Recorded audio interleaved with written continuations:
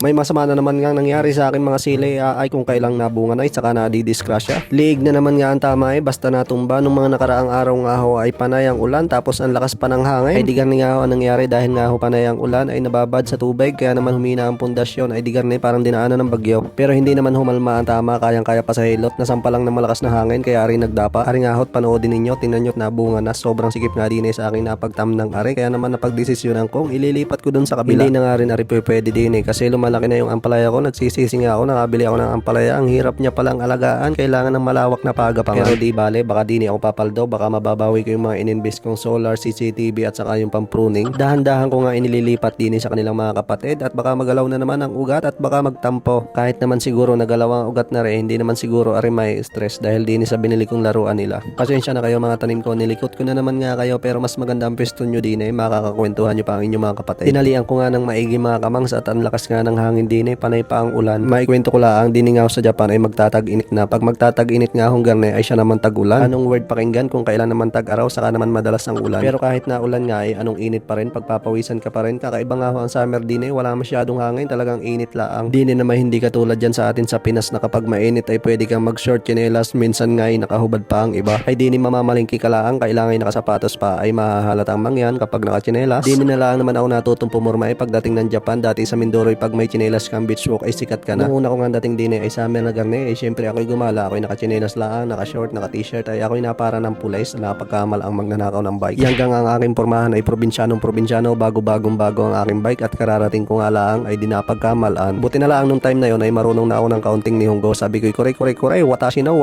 ay din nga ako sa Japan basta may maipakita kang residence card na yon na sa katunayan ay nagtitraining ka din sa Japan ay nakoy kahit kayo parahin ng pulis basta wala ka lang nilalabag na batas. Pero nung time na yon kabado ako hanggang first time bago iba pa ang lingwahe nalapit-lapit pala ay pinag-iisipan ko na ang sagot ko Pagdating ko nga ho din sa Japan ay ako'y gumala kahit na mainit kahit na pawisan basta kayang abutin ng bike ko pinupuntahan ko. San nga ang lagi kong pinupuntahan ay di sa mga ukay-ukay aminin nyo't nung pagdating nyo din ay na-addict din kayo sa mga ukay-ukay hanggang magkikita ka ng gustong-gusto mong mga branded na damit tapos anong mura pa ang malupit doon bagong-bago pa parang hindi na suot. Kahit hindi mo nga maintindihan kung buhay pagaan dating may-ari basta kursunada ko tama sa presyo ay pasok agad yan sa basket ng bike ko. Pasensya na ho kayo at nahaba ang aking kwento ay naaliw ko lang ang aking sarili nang hindi ako masyadong may stress din sa aking mga halaman. Ay papaano'y panay nga ang ulan bago hindi naman naaarawan laso ko'y sipunin na rin aking mga tanim ngaling-ngaling kong ipasok sa aking kwarto. Suggest naman kayo guys pagkagarning tag-ulan kung anong mas magandang gawin sa aking mga pananim. Nakita ko nga sa weather isang linggong na ulan ay malulunod na rin. Pinalawa ko nga ho ang gapa ng aking ampalaya kasi nga ho ang gusto ko mangyari din kapag namunga ay gusto ko yung naglawit para naman mas magandang tingnan. Sinandal ko nga muna pansamantala aring aking kamatis kasi sobrang lambot ng puno niya kapag nahanginan putol agad. Hanggang din nila ang ho mga kamangs maraming salamat ho sa mga nagko-comment at patuloy na nagpapalaw. Ako'y papasok na at parang ako naman ang sisipunin.